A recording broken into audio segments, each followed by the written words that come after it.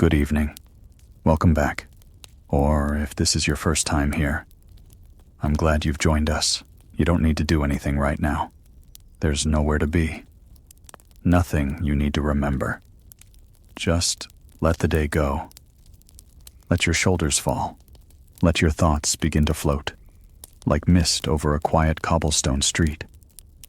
Tonight, we're going back in time, back to the gentle, flickering lantern light of the 1600s, to walk slowly through the quiet streets of an old town and meet a person whose job was to stay awake so that others could sleep peacefully. This is the story of the night watchman. So take a slow, easy breath, nestle into your pillow, and let's begin. It's a cool evening. Perhaps it's the year 1624, or 1671. The exact date doesn't really matter. What matters is that it's night, and the town is falling asleep.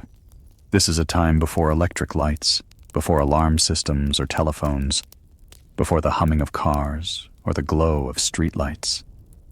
Instead, the world is lit by the pale, gentle light of the moon, by the soft flicker of candlelight behind window panes, and by the steady glow of lanterns carried through the streets.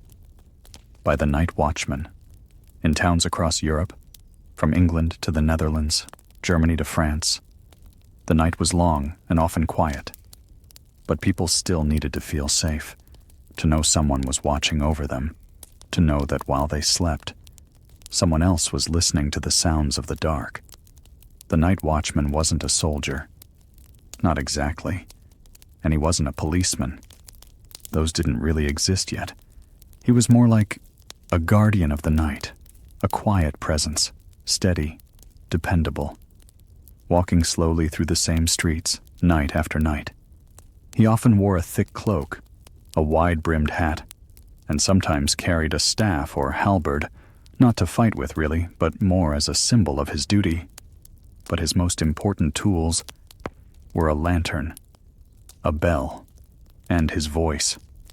He would call out the hour, and sometimes even the weather. You might hear it from your warm bed, echoing softly through the alleys. Past 10 o'clock, and all is well.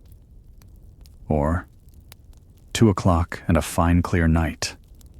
It was comforting, that voice, steady, predictable, a reminder that someone was there. If a candle had been left burning, he might knock on the door and gently warn the family. If a door had been left ajar, he might push it closed and make sure it was safe. If there was smoke, or footsteps where there shouldn't be, he would investigate, carefully, quietly. He walked slowly. He listened deeply. He watched, while others dreamed. The night watchman's shift often began just after sunset, when the last vendors closed their stalls, and the townsfolk latched their shutters. He would light his lantern, often a small glass-paneled box with a glowing flame inside, and begin his first walk around the town. Some watchmen had routes assigned to them. Others walked more freely, listening for any change in the wind or the soft creak of wood on stone. Sometimes he would pause, lean against a wall, listen to the distant hoot of an owl or the slow drip of rain from a rooftop. Time passed differently in those nights. There were no clocks to watch, just the rhythm of footsteps and the turning of the stars. If it rained, he kept walking. If it snowed, he pulled his cloak tighter. If it was cold, he stamped his boots softly on the stones, warmed his hands by the lantern. The job was not glamorous. It was slow, repetitive, and often lonely. But it was peaceful too, in those quiet hours, before the world began to stir again. There was stillness, the kind of stillness that seems to stretch forever, where even your own breath feels like part of the wind. The night watchman saw a different town than most people. He saw it while it slept. He saw cats slinking through alleys, mice rustling through grain sacks, the occasional drunkard wandering home, humming softly. He might pass by a baker's window, where the first loaves of the day were already rising, or see the chimney sweep stirring early, preparing his brushes and soot-black hat. He might stop to light a street torch, or relight a lantern that had gone out in the wind. Some nights there were small moments, a child crying softly in sleep, a dog barking once, then settling down, a shutter creaking loose in the breeze. The night watchman might fix it, or simply listen to it, as part of the music of the sleeping world, and all the while the town slept on, safe and still, unaware of the gentle figure moving among them. Back then, sleeping well was more than just rest. It was survival. Fires were common. Thieves could slip through shadows. Strangers might wander into town. But with the night watchman keeping watch, many could close their eyes and drift into sleep, knowing someone would wake them if danger ever came. Even now, centuries later, we remember the echo of his voice. Soft and steady, calming and kind, just those words could wrap around you like a blanket. Even now, in your own bed, centuries away. It's a nice thought, isn't it? That once upon a time, someone walked the streets all night, just to make sure you could sleep. So if your eyes are heavy now, if your breathing is slow, know that you're safe. And know that, long ago, someone watched over a sleeping world so people just like you could rest. We'll stay here for a while longer, walking the quiet lanes, listening to the sounds of the night, and when you're ready, you can drift away. We'll continue this story in just a little while. The night watchman didn't need much, but what he carried told a story. His lantern, first and foremost, was not just to light his way, but to show others that he was there. A soft, flickering glow behind little glass panes, sometimes made with horn or oiled paper, to protect the flame from the wind. The light danced gently across walls and wooden doors, casting long shadows on the cobbled streets. It didn't blind the darkness, just softened it, like a candle held in a dream. He might also carry a bell, tied to his belt or looped through gloved fingers. It was small, and not meant to startle. Just a soft ting or a muted chime. Air awake. But because the voice was familiar, a lullaby of the night. Each watchman had a path. It might wind through narrow lanes, past the market square enough to let anyone nearby know that the watchman was near. And his staff, a simple wooden pole or a halberd with an old dulled blade, was mostly ceremonial, a symbol of his quiet authority, not to be used, but to be seen. Some watchmen wore badges or carried papers proving their role, especially in larger towns. In smaller villages, though, everyone knew who they were. They didn't need a title, just a nod and trust. And perhaps most importantly, they had their voice. Not loud, but firm, clear, reassuring. 3 o'clock, and all is still. He might call out, his breath visible in the cold morning air. And somewhere nearby, a young couple might stir in their bed and smile. Not because they along the edge of the river and back again. Sometimes he would pass by inns, where a last candle still burned in a high window, or the quiet murmurs of a late traveler rose in the dark.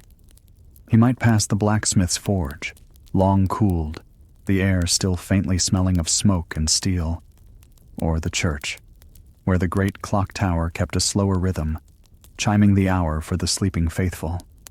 He would pause at crossroads, listen for footsteps that weren't his own, or the soft crack of wood in the distance. He would check doors, peeking gently into alleys, not to invade privacy, but to hold the shape of the town in his memory, like a soft map drawn in his thoughts. Every bench, every cart left out overnight, every uneven stone, he knew them all. And if something had shifted, he would notice. Not out of suspicion, but care. It was like tending a garden. of shadows. Not every night was calm. Sometimes, the wind blew through the chimneys, and shutters knocked like slow drums on the side of homes. There were nights when rain fell in a soft, steady hush, soaking the rooftops, splashing in tiny rivulets down the stone lanes. The watchman's cloak would grow heavy, his boots soaked through, but he kept walking. Even on those nights he would call out, a little softer perhaps. 4 o'clock, a wet and chilly morning, all is still.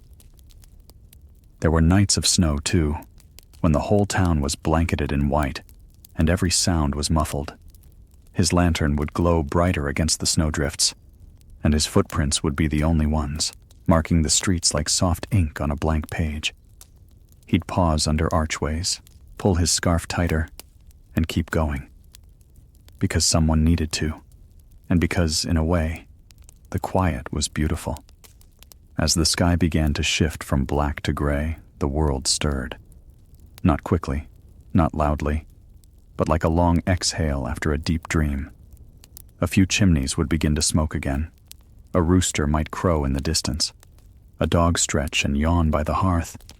The night watchman would make one last round, perhaps lighting a fire in the town's hearth if it had gone cold, perhaps tapping gently on a baker's door, letting him know it was time to rise.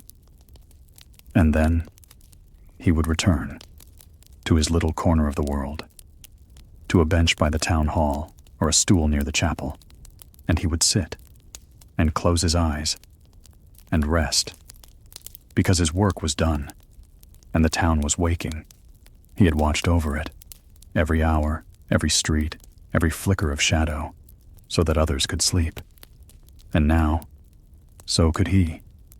And you can stay here with him, in the soft pause before dawn. The lantern is still warm. The town is still safe. You can rest now, too. We'll stay with this story a little longer, walking quietly through the calm, until your thoughts drift like mist, and you find yourself in sleep. It's a quiet hour, the kind that exists only between night and morning. Not quite dark, not yet light. A soft gray stretches over the rooftops. A door swings open softly across the way, and a young boy steps out with a bucket, rubbing his eyes with a sleeve. They exchange a nod, not formal, not forced, just the shared understanding of those who rise before the rest of the world. The bucket dips into the well with a soft splash, and the boy listens to the rope groan gently as he pulls. It's a familiar sound to the watchman, like the tick of the tower clock or the soft bark of a distant dog. He walks on, letting the chill wrap around him one last time before the sun begins to warm the stones. A rooster calls, not loud, but certain. A voice pushing back against the night. The watchman smiles, not because the bird was right, but because the bird believed it was. The last house on the lane has ivy curling over its door, and a single candle flickers behind its curtains. That house always wakes early. A seamstress lives there, one who stitches while the world sleeps. He once returned her dropped scissors, found glittering under the moonlight like a star fallen from her pocket. Since then, she leaves a ribbon on the gatepost every winter. A quiet thank you that says everything.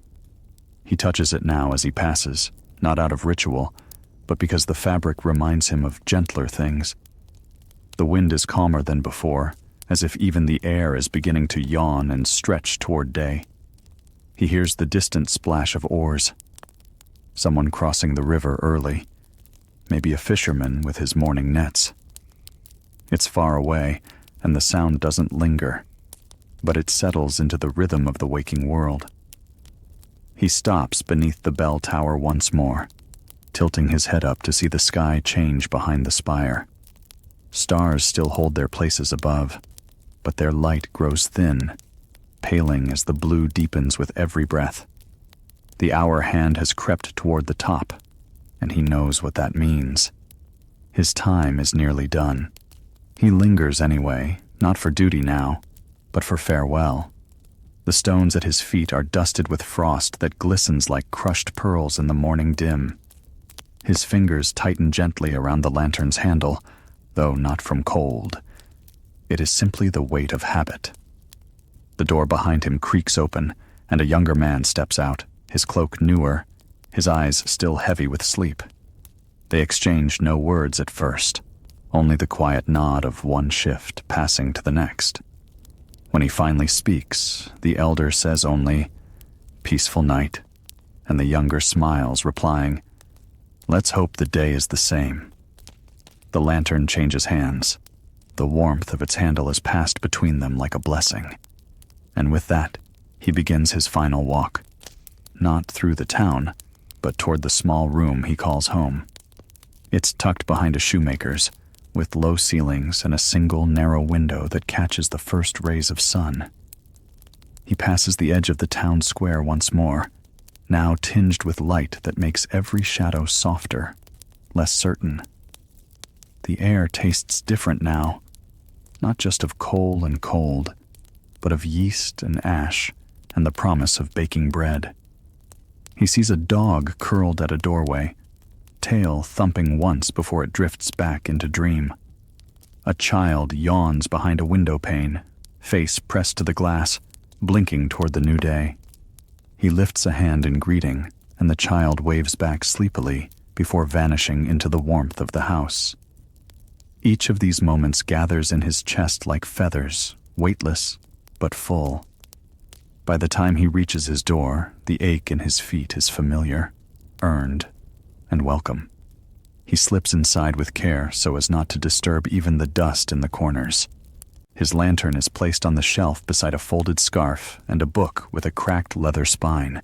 He sheds his cloak, his gloves, and finally his boots, all placed neatly in their proper places. He lights a single candle, not out of need, but because its flame feels like a soft exhale. Then he pours water into a basin, washing his hands slowly, as if washing away the hours. The bed waits in the corner, its quilt patched and warm, its pillow low and well-worn. He draws the curtain back to peek at the window, watching as the sky finally shifts from silver to soft gold. A bird sings outside. Not loud, not proud. Just one note, then another. He lies down. The quilt settles over him like dusk settling over rooftops. He closes his eyes, not to forget the night, but to keep it safe in silence. Outside, the world brightens by the second, but inside his room, peace deepens. His breath slows. The candle flickers low. The town moves on without him now, just as it should, and he, the watchman, sleeps. Outside, the town breathes its first true breath of day, steam curling from rooftops and chimney smoke painting faint trails in the air. The cobblestones, warmed just slightly by the sun's early rays, hold no memory of the night's footsteps. Only the silence left behind. A cart rattles in the distance, wooden wheels soft against the morning's thaw, led by a man humming to his horse as he delivers flour. A door swings open softly across the way, and a young boy steps out with a bucket, rubbing his eyes with a sleeve.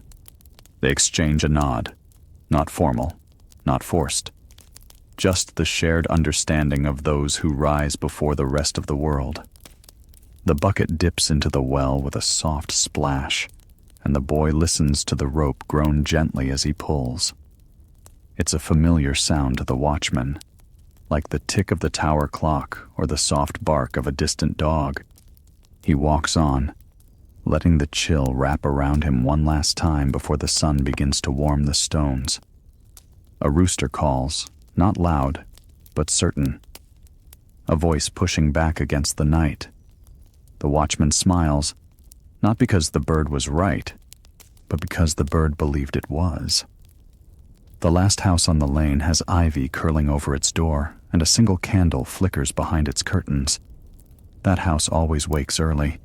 A seamstress lives there, one who stitches while the world sleeps. He once returned her dropped scissors, found glittering under the moonlight like a star fallen from her pocket. Since then, She leaves a ribbon on the gatepost every winter. A quiet thank you that says everything. He touches it now as he passes, not out of ritual, but because the fabric reminds him of gentler things. The wind is calmer than before, as if even the air is beginning to yawn and stretch toward day. He hears the distant splash of oars. Someone crossing the river early. Maybe a fisherman with his morning nets. It's far away, and the sound doesn't linger, but it settles into the rhythm of the waking world. He stops beneath the bell tower once more, tilting his head up to see the sky change behind the spire. Stars still hold their places above, but their light grows thin, paling as the blue deepens with every breath. The hour hand has crept toward the top, and he knows what that means. His time is nearly done. He lingers anyway, not for duty now, but for farewell. The stones at his feet are dusted with frost that glistens like crushed pearls in the morning dim. His fingers tighten gently around the lantern's handle, though not from cold. It is simply the weight of habit. The door behind him creaks open, and a younger man steps out, his cloak newer, his eyes still heavy with sleep. They exchange no words at first, only the quiet nod of one shift passing to the next. When he finally speaks, the elder says only, "Peaceful night," and the younger smiles, replying, "Let's hope the day is the same." The lantern changes hands. The warmth of its handle is passed between them like a blessing. And with that, he begins his final walk. Not through the town, but toward the small room he calls home. It's tucked behind a shoemaker's, with low ceilings and a single narrow window that catches the first rays of sun. He passes the edge of the town square once more, now tinged with light that makes every shadow softer, less certain. The air tastes different now, not just of coal and cold, but of yeast and ash and the promise of baking bread. He sees a dog curled at a doorway, tail thumping once before it drifts back into dream. A child yawns behind a window pane, face pressed to the glass, blinking toward the new day. He lifts a hand in greeting, and the child waves back sleepily before vanishing into the warmth of the house. Each of these moments gathers in his chest like feathers, weightless but full. By the time he reaches his door, the ache in his feet is familiar, earned, and welcome. He slips inside with care so as not to disturb even the dust in the corners. His lantern is placed on the shelf beside a folded scarf and a book with a cracked leather spine. He sheds his cloak, his gloves, and finally his boots, all placed neatly in their proper places. He lights a single candle, not out of need, but because its flame feels like a soft exhale. Then he pours water into a basin, washing his hands slowly, as if washing away the hours.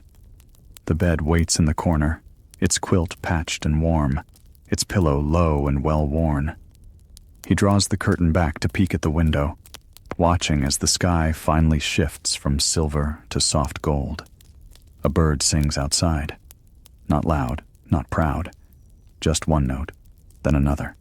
He lies down. The quilt settles over him like dusk settling over rooftops. He closes his eyes, not to forget the night, but to keep it safe in silence. Outside, the world brightens by the second, but inside his room, peace deepens. His breath slows. The candle flickers low. The town moves on without him now, just as it should, and he, the watchman, sleeps. Outside, the town breathes its first true breath of day, steam curling from rooftops and chimney smoke painting faint trails in the air. The cobblestones, warmed just slightly by the sun's early rays, hold no memory of the night's footsteps. Only the silence left behind. A cart rattles in the distance, wooden wheels soft against the morning's thaw, led by a man humming to his horse as he delivers flour. The baker leans into the oven, its red-orange glow crackling with the first batch of bread, his hands dusted white like snowfall on skin. The scent drifts outward, past shutters still drawn, through cracks in doors, rising like a quiet invitation to wake. At the inn, a sleepy maid lifts a bucket from the well, the handle squeaking, water sloshing gently as she carries it through the kitchen door. The stable boy rubs his arms briskly before tending the horses, whispering to them as they stamp their hooves in the straw. A bell rings from inside the blacksmith's cottage. Not the forge bell, not yet, but a small table bell to call the family to breakfast. Inside the clothier's shop, bolts of fabric rest like slumbering creatures, still wrapped in twine, waiting for scissors and hands to shape them. The tailor sips his tea slowly, staring out the window at the thin, golden line creeping along the street outside. Farther uphill, where the houses grow more narrow and the steps steeper, a widow ties a scarf under her chin before opening the shutters wide. She greets the air with the same soft prayer she's whispered for years, barely louder than the breeze. The priest walks alone through the chapel garden, tracing a hand along the winter branches, checking the frost on the tombstones without words. His boots crunch quietly on gravel, and he hums a hymn not yet meant for others to hear, just for the soil and the sky and himself. Back in the square, the pigeons have begun to gather, pecking crumbs left by habit beneath the stone bench where the watchman once sat. The candle in the apothecary's window has burned down to its end, leaving a little pool of wax beside a sleeping cat. That cat, old and striped like a curled shawl, twitches its tail and dreams on, unfazed by morning. The seamstress, already at her workbench, slides a needle through wool with such practiced care that even the threads seem to sigh in contentment. On her windowsill, a glass jar of dried lavender catches the light, sending a shadow of soft petals dancing on the wall. She pauses, looks out, and sees the town as it wakes, as it always has, in slow, gentle stretches. No one rushes here.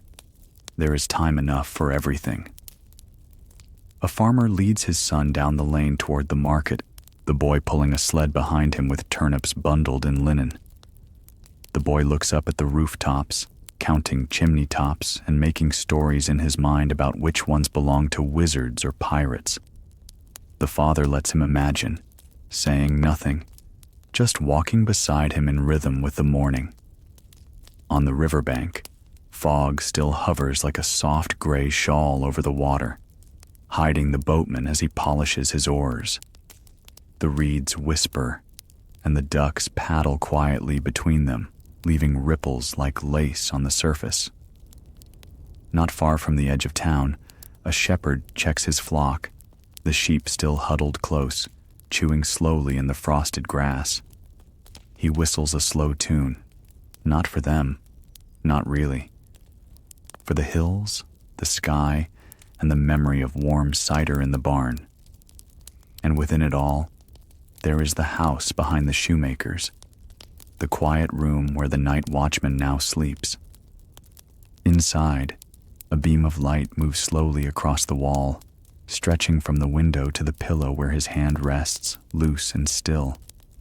The quilt shifts with each slow breath he takes, the edges lifting and falling like the waves of a calm sea. Outside his door, a small note has been tucked between the frame and latch. A thank you from the cooper's daughter for finding her missing ring. He'll see it later, perhaps at dusk, smile once, and place it in the drawer where he keeps old notes and ribbons. The hours pass with no hurry, each one wrapped in the softness of a town that knows the value of quiet. A dog barks once, but lazily, as if even it knows there's no need for fuss today. The clouds above drift slowly, long and low, pulled apart like tufts of wool against the pale blue. Inside the bakery, the second round of loaves comes from the oven, their crusts golden, cracking faintly as they cool on wooden trays. Children begin to appear on stoops and paths, clutching pieces of bread or chasing after one another with sleepy laughter. The sound of sweeping begins, bristles against stone, windows being opened with groans, shutters folded back with care. Everything is waking, but nothing is rushing. The day stretches out in a long, easy arc. By the time the sun reaches its first true shine across the rooftops, the town has settled into its gentle rhythm. The well has been drawn, the ovens stoked, the boots laced, the hats dusted. But within it all, behind the shop and beneath the quilt, the watchman remains asleep. His rest is the kind earned not through exhaustion, but by trust in a town that sleeps well under his care. The town knows he is there, even when they don't see him. They see his footprints in the snow, the latched gates, the closed shutters, the candle snuffed with care. And even in their dreaming, they sense his passing, a presence without sound, a peace made real. In dreams, he becomes something more than a man, a part of the town's soul, its still heart at midnight. He has walked its spine, counted its breath, whispered to its shadows. And now he dreams not of danger or alarm, but of lantern light dancing on cobblestones. He dreams of frost on roses, of quiet rivers, of doorways familiar and always locked with care. He dreams of rooftops under starlight, of a town curled into sleep, and of his own steady footsteps fading gently behind him. Outside, someone begins to whistle a morning tune, soft and simple, the kind passed down without words. A cart rolls by with apples and cabbage, the driver nodding to passers-by as though greeting old friends. Smoke curls from the chapel's chimney now, carrying the scent of oak and old paper. A bell rings, not loud, just enough to remind the town that it is time for tea or prayer or pause. And in his room, behind the shoemaker's, the watchman turns slightly in his sleep, the light brushing his brow like a feather. No one knocks, no one calls his name. There is no need.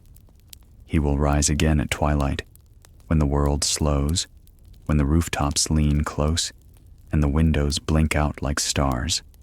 He will lift the lantern again, walk the cobblestones again, and see the world in its quietest hour.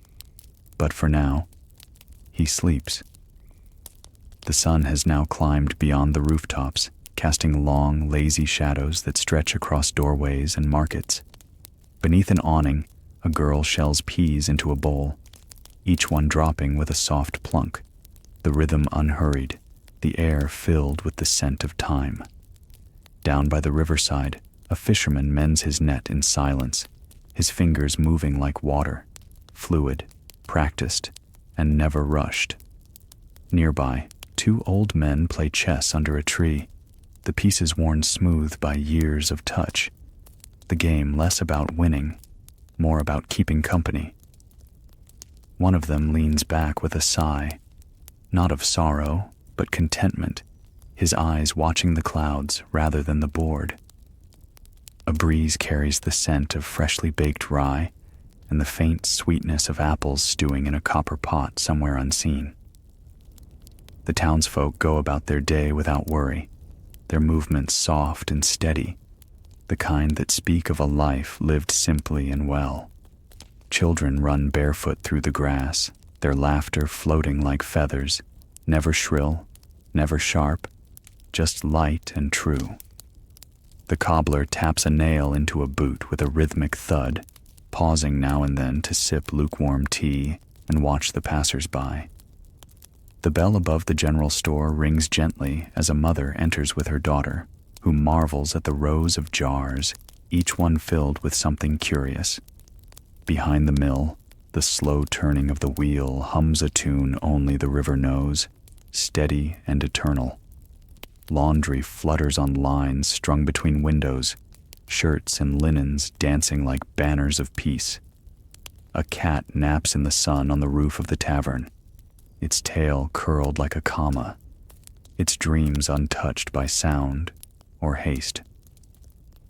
An apprentice sweeps the stone steps of the guild hall, pausing to watch a ladybird climb a stalk of lavender. The blacksmith's forge is quiet now, the coals left to smolder, the heat escaping in small huffs as the smith eats bread beneath the shade. From the hills beyond the town, the lowing of cattle drifts like a lullaby, calling no one in particular, just filling space. The clock tower ticks on, unbothered, its face golden in the sunlight, hands pointing forward with gentle purpose. At the chapel, someone sings under their breath while arranging flowers in a vase. Wild flowers, not grand, but chosen with care. An elderly woman weaves at her loom in the quiet of her home, the shuttle clicking like a heartbeat as patterns bloom across the fabric. Outside her window, the wind stirs the leaves into small whispers that no one listens to, yet everyone understands. A young man, newly arrived in town, watches all this from the steps of the inn, a pipe unlit in his hand, wonder resting on his face. He's never seen a place where even the hours seem to walk slowly, where time is not something chased, but something held. The baker waves at him as she passes, a fresh roll wrapped in cloth offered without a word, just a smile. And just as easily, the man accepts, as if he's always belonged here. Even the dogs in this town seem to know when not to bark, content to watch the day pass like a parade of soft colors. By the fountain, a girl traces her finger along the stone, imagining stories in the worn grooves left by countless hands before hers. The bookseller dozes in a chair outside his shop, a half-read volume resting on his chest, dreams mingling with the words left behind. A gentle hush falls as the sun dips toward the rooftops, the sky shifting slowly from blue to honeyed gold. Shadows grow longer, stretching across market stalls and garden walls, touching everything with a gentle reminder. The day is slowing. In his quiet room, the Watchman stirs beneath the quilt, not fully awake, not dreaming either, floating somewhere between. He breathes in the stillness, the warmth of a day almost finished, the promise of cool air waiting beyond his door. His eyes blink open slowly, the kind of opening that doesn't rush, that lets the light trickle in like water into a cup. Outside, the shoemaker sweeps his doorway, the sound soft against the stone, marking the shift from work to rest. The watchman sits up, the quilt sliding from his shoulders like a wave receding from shore. He swings his legs over the edge of the bed, his toes finding the floor as if greeting an old friend. The candle on the shelf is still unlit, but he doesn't need it yet. The last rays of sun offer enough. He moves with care, each motion part of a ritual repeated so many times it hums beneath his skin. The basin is cool, and he splashes water on his face, washing away the last of sleep, letting the day pass from him. He dries his hands on a cloth folded just so, lavender scented from the seamstress next door. One by one, he dresses, pulling the cloak over his shoulders, fastening the buttons with patient fingers. The lantern is lifted from the shelf, its brass handle warm from the sun, its glass polished to a soft gleam. The flint strikes with a quiet kiss of sparks, and soon the flame flickers to life, ready to guide the night. Outside, the town has changed again, the blue deepening above, and the first star daring to show its face. Children are called inside with soft voices, doors are closed with care, and shutters are drawn against the night. The baker gives a last loaf to the miller's wife, wrapped in brown paper and tied with string. In the tavern, a few voices murmur over mugs, not loud, just low and contented, stories passed gently like bread. The watchman steps out into the dusk, and the cool air wraps around him like an old coat. He begins his walk, each step slow and steady, the lantern casting a small pool of light that seems to follow him loyally. His eyes move from rooftop to window to gate, noting what is as it should be, and what waits to be seen. The chapel bell rings out once, not as alarm, but as an exhale, letting go of the day. The geese in the garden have settled, heads tucked into wings, their soft murmurs fading into silence. Along the back streets, cats appear like smoke, slipping between barrels and fences with barely a sound. A shutter creaks, and a woman peers out to check on the moon, nodding to herself before closing it again. The watchman tips his lantern toward her window, not to speak, but to say, "I see you, and all is well." He walks past the cooper's workshop, where the barrels are stacked neatly, their round shadows stretching across the yard. An owl hoots once from the bell tower, its voice deep and unhurried, echoing through the cooling air. The watchman stops to listen, letting the sound pass through him like wind through pine. In a courtyard, a cat leaps onto a wall, startling a mouse that scurries into hiding, both part of the night's quiet play. A dog barks once in its sleep, dreaming of something far away, then settles again. The watchman passes the inn, where the new traveler now sleeps, his window open to the stars. Inside the general store, a candle flickers low, forgotten or left on purpose, but safe behind the glass. The seamstress's window glows warm, her silhouette bent over her sewing, the needle glinting now and then like firefly light. The watchman smiles faintly as he sees her there, a point of stillness in the shifting night. Down by the river, the fog begins to return, curling like ribbon, softening the edges of the water and stone. The bridge glistens with dew, and the lantern's light stretches long and thin across its planks. He crosses slowly, listening to the boards groan, not with protest, with memory. On the far side, he passes the old orchard, where bare branches reach upward, silhouetted against the darkening sky. A breeze stirs the trees, and they whisper secrets only the night can hold. Back in the heart of town, the watchman turns another corner, his lantern dancing over cobblestone and frost. He checks each gate, each latch, each quiet place where things could be forgotten. The moon rises higher, its glow pale and wide, softening the rooftops and silencing the last bird songs. Now only the watchman walks. Now only the lantern flickers. Now the town dreams, and in this stillness, in this hush, he becomes part of the quiet itself. He walks not to watch, but to keep the silence whole, to guard the sleep of the many with the steady breath of one. And as the night deepens, he walks on. The night wraps itself around the rooftops like a woolen shawl, stitched with moonlight and stitched with quiet. The stars twinkle gently overhead, not in brilliance, but in a slow, muted shimmer, as if aware they mustn't wake anyone.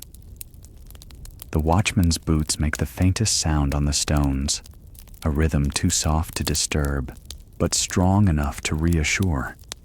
His lantern sways with each step, casting golden glances against walls, doors, and shuttered windows. In the distance, a bellows of wind slips between alleyways, curling under signs and tickling the hems of old curtains. A window creaks open somewhere, and an old man coughs once before drawing the shutter closed again. The watchman tilts his head toward the sound, waits a breath, then moves on, satisfied that nothing needs tending. Above, a chimney sends out the last lazy ribbon of smoke, curling up into the vast navy sky. Beneath a crooked arch, a hedgehog waddles across the path, pausing briefly to sniff the air before disappearing under a crate.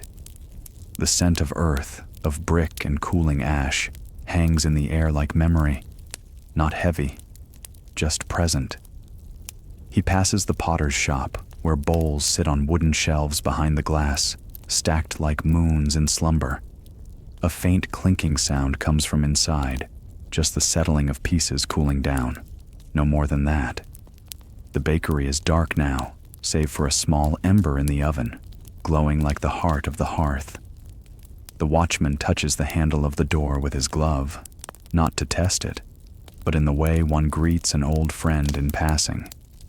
He knows each shop, each step, each signpost, as though they were chapters in a book he's read countless times and still loves. At the well, he pauses and looks in. The water reflects the moon, still and silver and far away. A cat watches him from a windowsill above, its tail curling, eyes slow blinking in the peace. He nods once to the cat, who returns the gesture in its feline way, then lays down to sleep again. Near the edge of the square, a lantern flickers behind stained glass. The chapel, watching over the town in its own quiet vigil. He steps closer, listens for any sound within.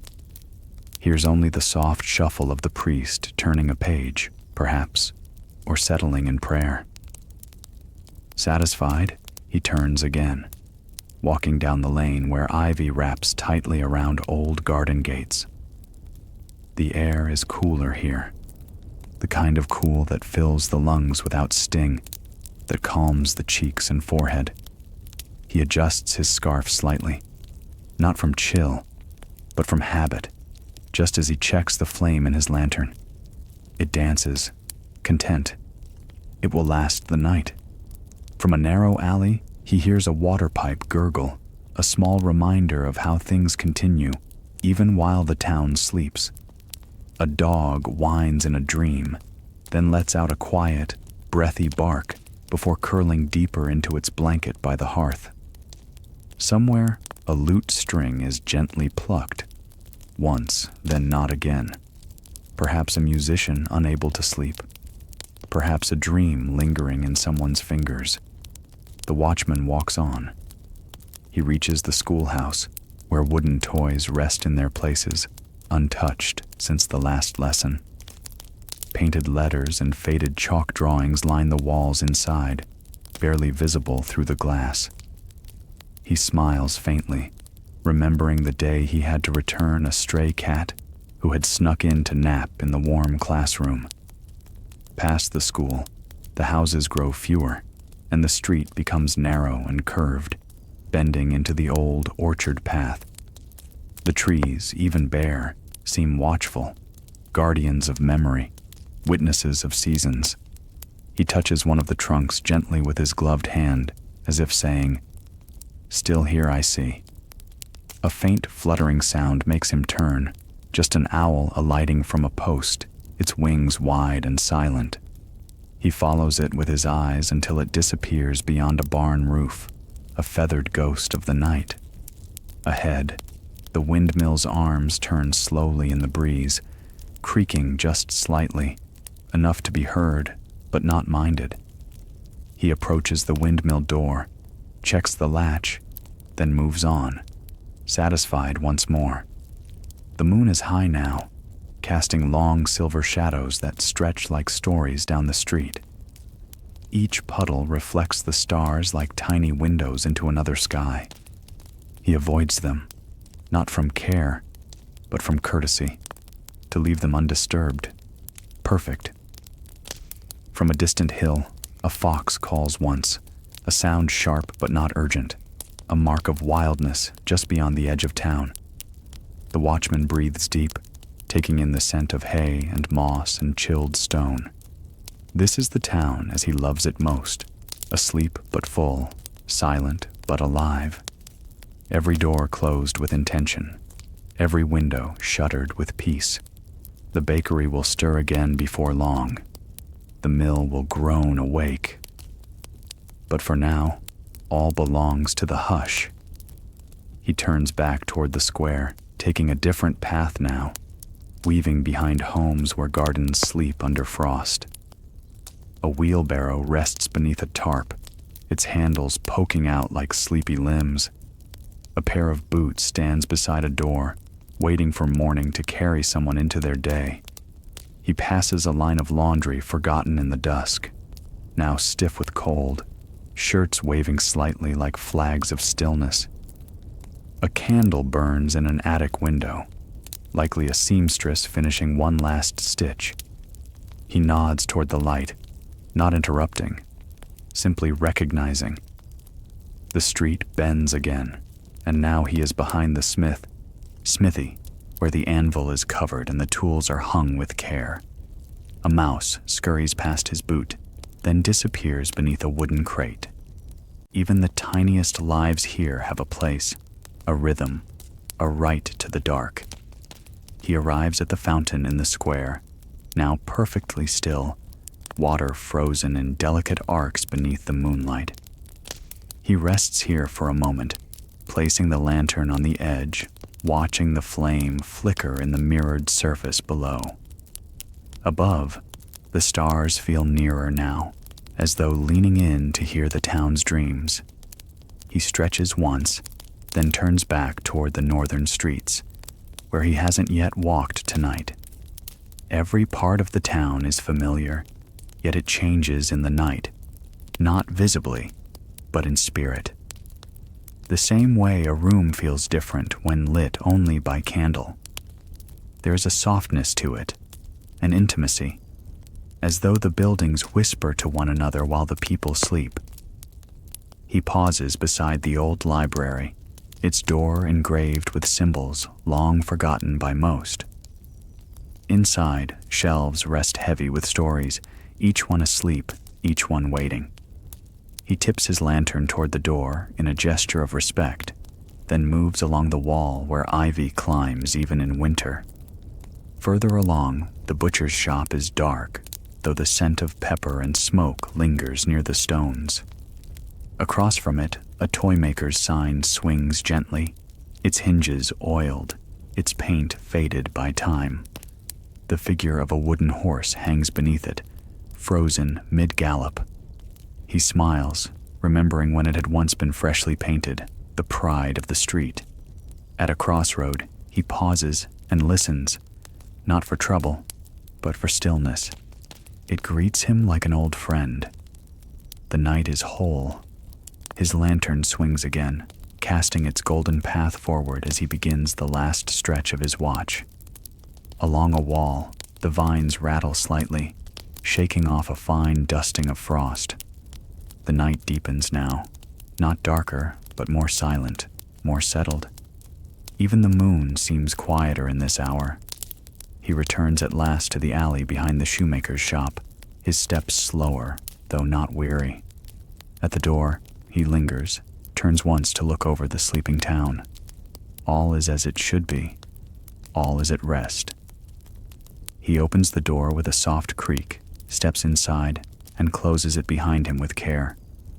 The lantern is set upon the table, the flame snuffed with a twist. Darkness returns, not as a loss, but as a comfort. He removes his coat, hangs it neatly, sits on the edge of the bed. He breathes in. He exhales. He lies back beneath the quilt, the faint scent of lavender rising once more. Outside, the stars keep watch. Inside, the watchman sleeps, and the town sleeps with him. All is well. The town still lies cloaked in night's velvet shawl, but somewhere in the quiet, a faint warmth begins to stir. A soft amber glow flickers behind the windows of the bakery, timid at first, like a candle unsure of its purpose. Inside, the baker rubs his eyes, rising slowly from a creaky cot tucked in the corner of the flour-dusted room. He does not speak, does not hum, only moves with the gentle discipline of one who knows his craft deeply. The fire in the hearth is down to coals, but not cold.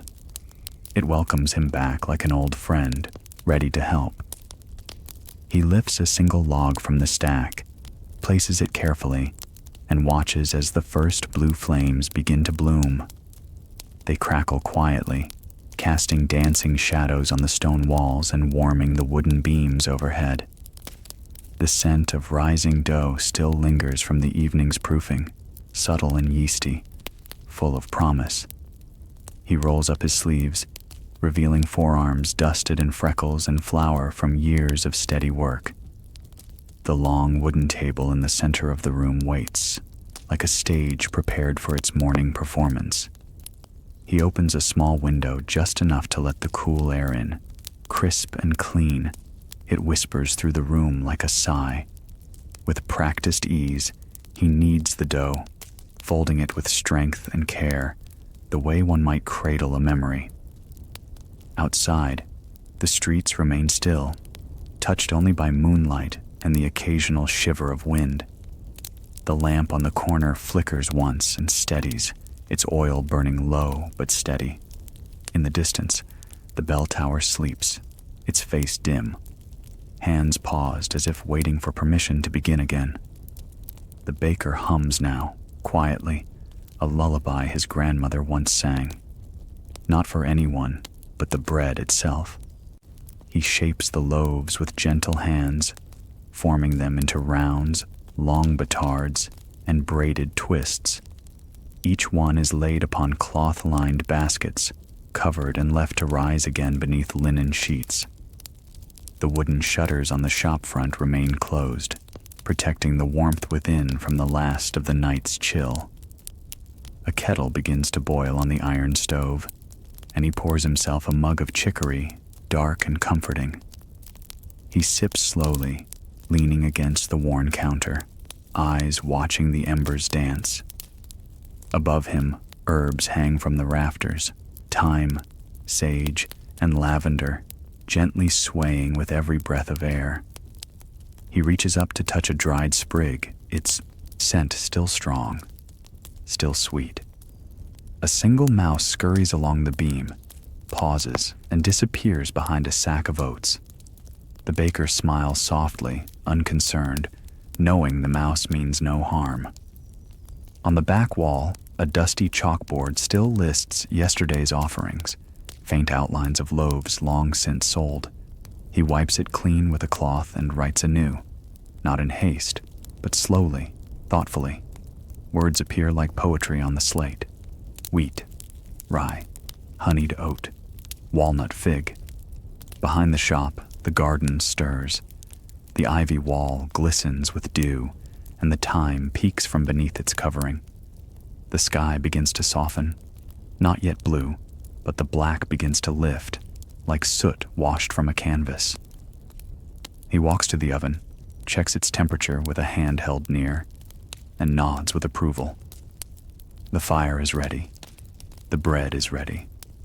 The moment to bake has arrived. With graceful motion, he transfers the loaves to wooden peels and slides them into the belly of the brick oven. Steam rises and mixes with the scent of wood smoke, creating a perfume that clings to every corner. He closes the oven door with a muffled thud, then sits once more, this time listening. He hears nothing but the faint crackle of the fire and the soft ticking of the wall clock above the door. The first birds begin to chirp, not loudly but cautiously, testing the air.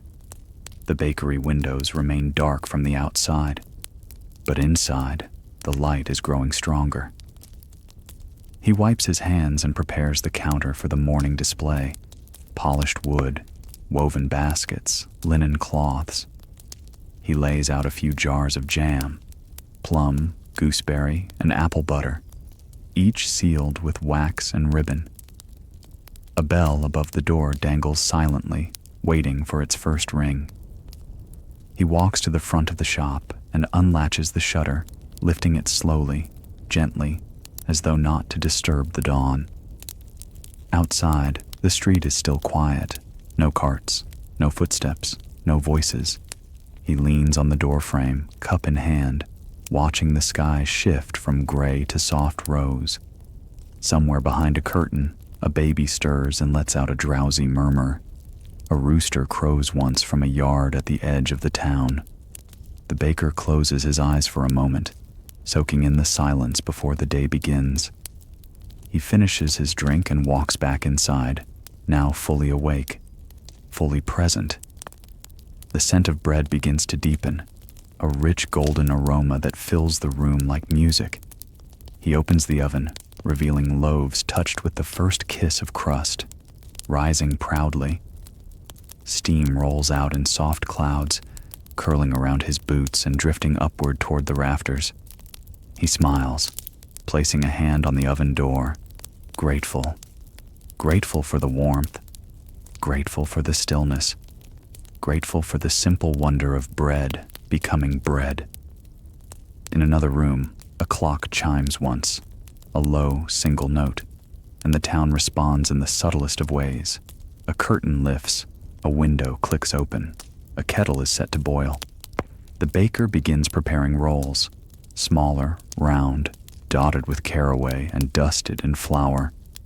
He shapes each one with focus, then arranges them like jewels in a wooden tray. He pulls the first loaves from the oven, placing them on cooling racks where they crackle quietly, settling into their final form. The crusts are golden, some split open just slightly to reveal the soft interiors. The shop now smells of earth and warmth and care. The baker lights a small beeswax candle and sets it near the front, not for light, but for welcome. He places a cloth over his shoulder and leans again on the counter, content. Beyond the walls, the town breathes deeper. A new kind of hush takes hold. Not nighttime hush, but morning's gentle pause. The kind that exists only before the first knock on the door. In the house next door, someone stirs porridge over a stove. 2 houses down, a child stretches and pulls the blanket tighter, delaying the inevitable. The world is still mostly asleep, but the bakery is alive with purpose. The baker sits on a stool near the oven, sipping the last of his drink, hands warm, heart quiet. He listens as a delivery cart rolls slowly down the lane, wheels murmuring against the stones. It will pass soon, as it always does. Outside, the watchman sleeps peacefully, his work complete, his rest well earned. And here, in this small shop of flour and flame, the next keeper of the quiet watches over the waking world. The bread cools. The sun, now golden, peeks between 2 chimneys and spills into the windows like honey. Another day begins. But for now, for just a little while longer, the town holds on to stillness. A moment more of calm before voices return. A breath more of silence before footsteps echo again. And somewhere in that hush, there is peace. Software simple, lasting. A curtain lifts in a narrow window above the cobbler's shop. A pale hand draws it back, just enough to let in a sigh of morning light. Inside, the seamstress sits in the hush, her posture still, her gaze soft as she watches the sky brighten inch by inch. Her fingers rest on a length of linen doctor, draped across her lap, needle threaded, waiting patiently beside her. She blinks slowly, waking not in a rush, but in a quiet unfurling, like a fern in early light. The fire in her stove has not yet been lit, so the room is cool, and the wooden floor gently creaks beneath her slippers. She wraps a shawl around her shoulders, its fibers smelling faintly of lavender and old cedar. A kettle waits on the side table, filled the night before, anticipating this calm beginning. She lights the stove with practiced ease, and soon the soft rattle of flame answers her silence. The room begins to warm, not quickly, but enough to chase the night from the corners. Her work table sits beneath the window, where a small jar of pins glints like tiny stars in morning's glow. Folded bolts of fabric rest on the shelf, each one holding its own story, not yet told. She selects a small piece of wool, dark blue like the night just passed, and smooths it with her palms. Outside, the street remains quiet, save for the occasional bird testing its voice. She threads her needle with the blue thread, the same shade as the wool, and begins her first careful stitch. Her fingers move like dancers, each motion deliberate, slow, rhythmic. She does not rush. There is time for each seam to be perfect, each corner to rest exactly as it should. The stitches grow like vines across the fabric, tidy and steady. She hums a tune passed down by her mother, soft and wordless, something to keep her company. From a nearby windowsill, a potted ivy catches the new light, its leaves tilting like sleepy faces to the sun.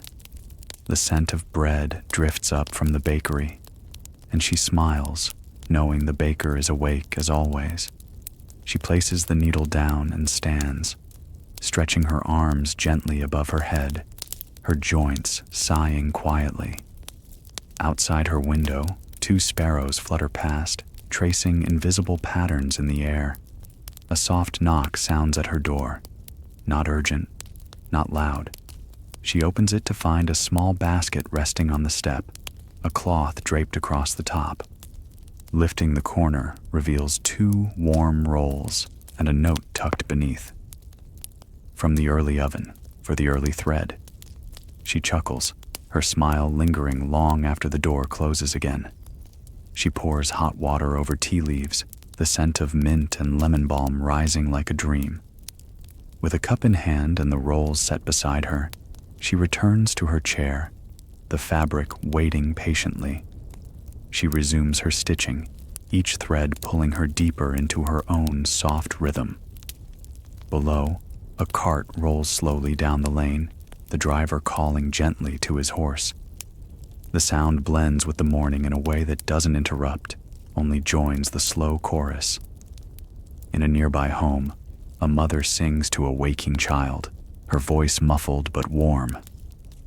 The seamstress looks to her shelf of finished garments, a small coat, a shawl, a dress with careful pleats, each one folded with tenderness, waiting to be worn, to carry someone through their day. She takes a small box from the drawer and opens it to reveal buttons, each unique, gathered over years. She selects one shaped like a tiny flower and sews it onto the collar of the coat she's finishing. Outside, the sky has turned from rose to pale gold, the sun fully arrived, though still gentle. A cat leaps gracefully onto the stone wall across the street, its fur catching the light like brushed velvet. The seamstress watches for a moment, admiring its poise, then returns to her task with renewed calm. The hour passes without notice, marked only by the completion of a hem and the soft sigh of the kettle. She drinks her tea slowly, savoring the warmth in her hands. She walks across the room to lift the window a bit wider, letting in the scent of lilac from the garden below. The breeze plays with the edge of a ribbon on her table, lifting it, then letting it fall like a sigh. A bell rings faintly from the chapel, marking the hour, not as a command, but as a reminder. Below, the town begins to stretch and stir, its movement still quiet, like turning beneath a blanket. She places her needle in the cushion, finishes the last thread, and folds the garment neatly into a box. It will be delivered later, left on a doorstep, just as the bread was left on hers. This is how the town moves, in circles of care, small gifts traded without words. She takes another piece of fabric from the shelf, this one soft green, the color of spring fields. Her scissors glide through it with the sound of silk brushing silk. A new shape forms, a new story begins. She pins the edges with care, each placement like a footstep on a familiar path. Birdsong grows stronger now, no longer timid. The sky is full and clear, like clean linen stretched across a frame. She pauses again, looking out the window to see the watchman's lantern hanging from a post, now unlit. It swings slightly in the breeze, a sign that all was well in the night just past. She bows her head gently toward it, a gesture of thanks. Back at the table, she smooths the cloth on, once more, and resumes her work, stitch by stitch. Outside, A young boy runs past, laughing softly, chasing a rolling hoop with bare feet. The sound makes her smile again, a quiet joy rising like morning light in her chest. She hears a broom sweeping across a stoop, a neighbor beginning their day with slow, steady motions. A bell rings in the bakery. The first customer, perhaps. She finishes the bodice of the dress and turns it over, inspecting every line, every corner. It is good work, quiet work, honest and soft.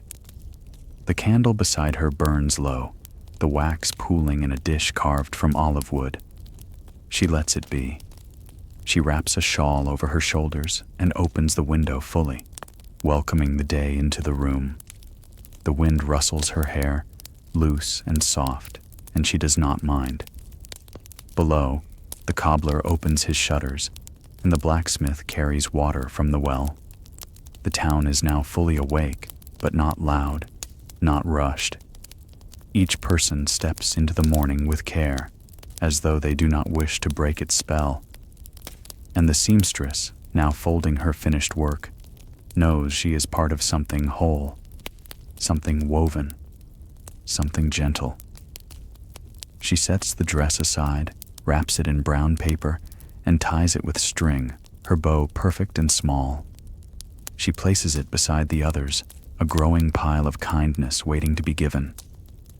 The sunlight falls across her table, across the ribbon spools and the scattered buttons.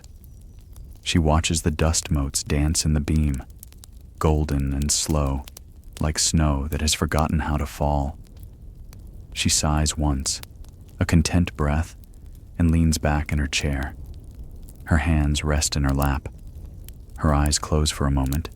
She listens. To the breeze, to the town, to the quiet heartbeat of a place that holds itself gently. The kettle whistles again, but she does not move yet. She simply sits, still and warm, in the soft light of a town that wakes without hurry, where the night watchman sleeps, where the baker kneads, and where a seamstress with thread and calm sews the morning into place. In a narrow building tucked between the chapel and the grocer's, a heavy oak door creaks open. The bookbinder steps inside, the air cool and still, carrying the faint scent of old leather and ink. He moves slowly, reverently, as though entering a place of worship, though it is only his workshop. Dust hangs in the air like fine mist, caught in the sleepy slant of morning light. He sets down a small satchel of tools beside his desk and removes his coat, folding it neatly over a chair. The silence is complete here, but it is not empty. It is filled with the breath of paper, the hush of worn pages, the resting weight of stories not yet told.